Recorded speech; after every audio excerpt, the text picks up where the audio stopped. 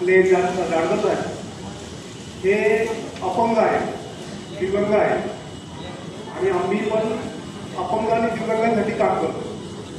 आणि मला ज्या वेळेला मच्छिंद्र भाऊंचा फोन आला की माझा भाऊ आपल्याला नगरला जायचं आहे, पुरस्कार आहे, तुम्हाला ते पुरस्कार द्यायचे नाही. माझ्या मनामध्ये दोन मिनिटं थोडं शंका आली की आपलं काम आपण एवढ्या ठिकाणी लांब झालं, ते पुरस्कार आहे. परंतु ज्या वेळेला मच्छिंद्र भाऊंनी सांगितलं की जाणकर साहेब हे दिव्यांग आहे, एका हाताने अपंग आहे आणि त्यांनी एवढा मोठा सोहळा घेतला, एवढा मोठा कार्यक्रम घेतला आहे, त्यावेळेला मी एक क्षणाचाही विलंब न करता भाऊंना सांगितलं की आपण तयार आहोत, आपण जाऊ त्या ठिकाणी. आपण पुरस्कार म्हणून नाही, परंतु जो व्यक्ती या सर्वांना पुरस्कार देतोय त्या व्यक्तींसाठी मी आलो या ठिकाणी. आणि जे काम आमचे बच्चू भाऊ करताय, जे या ठिकाणी दिव्यांग व्यक्तीने त्यांचा सन्मान केला, असे व्यक्ती जर एवढं काम करू शकतात तर आपल्यासारखे व्यक्ती आपण काम करू शकत नाही, ही चुकीची गोष्ट आहे. आपण सर्वांनी त्यांना साथ दिली पाहिजे. त्यांनी या ठिकाणी हा सोहळा एवढी ते दादांनी सांगितली गर्दीपेक्षा दर्दी महत्वाची आहे. ही खूपच खरंच ही गोष्टी महत्वाची आहे. आणि आम्ही जे सोहळे घेतो, नाशिक जिल्ह्यामध्ये जो सोहळे घेतो, आमच्या सोहळ्याला 5,000 पब्लिक येते. आणि आमचा उद्देश मच्छिंद्र भाऊ असेल, दादाचे साहेब असेल, कोथिंबीर दादा असेल, हे आमचे मार्गदर्शक स्वरूपात आहे. आणि त्यांनी आमच्या सोहळ्याला 5,000 लोक येतात. परंतु आम्हाला मच्छिंद्र भाऊंनी सांगितलं की आमचा थोडासा विचार विनिमय झाला की आपला सोहळा मोठा होऊन त्यामध्ये साध्य होणार नाही, तर सगळे महाराष्ट्रामध्ये कसे सोहळे मोठे होतील हा विचार आपण केला पाहिजे. त्या उद्देशाने आम्ही या वर्षामध्ये 51 मूर्तीचं वाटप केलं.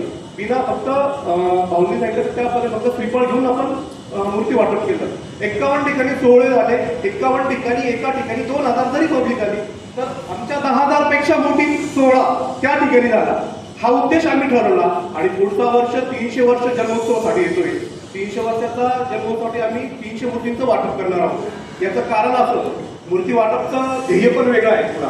याचं कारण पण असं की चांदवड गगरी आपल्याला सर्वांना माहित आहे की अहिल्यादेवीची त्या होळकर काकांची उपराजधानी होती त्यावेळेला.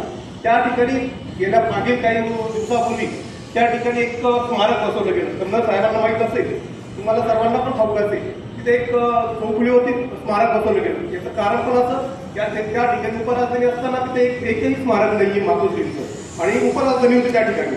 आता जर तिथला 7-12 जर काढला, आजही होळकरांचा 7-12 निघतो, आणि त्या ठिकाणी एकही मातोश्रींची मूर्ती नाही. मग अचानक अज्ञातयुक्ती म्हणतो मी, अज्ञातयुक्तीने त्या ठिकाणी पहाटे मातोश्रींचा पुतळा बसवला. तो काही राजकीय त्याला वळण लागल्यावर तो उठवला गेला. परंतु त्यांनी एक मूर्ती उठवली. त्या बदल्यामध्ये आपण 300 मूर्ती वाटप करतोय. आता कोणी उठू शकत नाही. आता तुम्ही सांगा, महाराष्ट्रात एकही मूर्ती हलू शकत नाही. ती मूर्ती या अशा पद्धतीने देतोय की प्रत्येक ग्रामपंचायतीमध्ये देतोय. सर्व धर्मसमभाव छत्रपतींनी जसे स्वराज्य 18 पगड जाती मिळून स्वराज्य उभं केलं, तसं मातोश्रींनी पण 18 पगड जाती म्हणून स्वराज्य राज्यकारभार केला. मग आपण कुठं एका जातीसाठी त्यांना मानून ठेवतोय. तर आमचा उद्देश मच्छिंद्रभाऊ असेल, दादासाहेब असेल, याचा आम्ही उद्देश असा ठेवला की सर्व धर्मसमभाव. जाडगर साहेबांनी सांगितलं की त्यांनी ते सांगितलं आपण सर्व जातीचा एकत्र येऊन सोहळा घेतला. मातोश्रींनी पाकिस्तानमध्ये 40 मशिदी मानलेल्या आहेत. 40 मशिदीचा इतिहास आहे. चांदवडची मशीद आहे ती मातोश्रींनी बांधवलेली. मग आपण कुठं घेऊन चाललो या जाती धर्मामध्ये? त्यासाठी सांगतो, मातोश्रींचं काम एवढं मोठं आहे ते एका जातीमध्ये मानून ठेवू नका. आपलं आजही राष्ट्रपती भवनामध्ये मला प्रत्येक वेळेला मी ते गोष्ट सांगतो, याचं कारणच आहे. आपलं बांड निशाण आहे, होळकरांचं बांड निशाण आहे, आणि हिंदुस्थानचं भगव निशाण आहे. हा एक भगव हे निशाण आहे, काही कुठल्या जातीचं नाहीये. आपलं हे हिंदूचं म्हणजे रामराज्याचं निशाण आहे. रामराज्य हिंदूसाठी, हिंदूमध्ये रामराज्य हे हिंदू भगव्याखाली उभं राहिलं. छत्रपतींनी भगव्याखाली उभं केलं. मातोश्रींच्या लढाया, मल्हाररावांच्या लढाया ह्या भगव्याखाली झालेल्या आहे. याचं कारण असं, पिवळं हे फक्त राजकीय आपलं हे आहे, हे समजून करावं आपण. बांड निशाण हे आज राष्ट्रपती भवनाच्या पाठीमागे आजही आहे. आणि राष्ट्रपती भवनाच्या प्रत्येक 26 जानेवारी 15 ऑगस्टला बांड निशाण चालतं. आता मी 2 मिनिटं वेळ घेतो बसतो आहे आपल्या, म्हणजे 26 जानेवारी 15 ऑगस्टला पुढं निशाण चालतं. याचं कारण असं, आज राष्ट्रपती भवन, संसद भवन ही मल्हारराव होळकरांनी त्यांना दान दिलेलं आहे.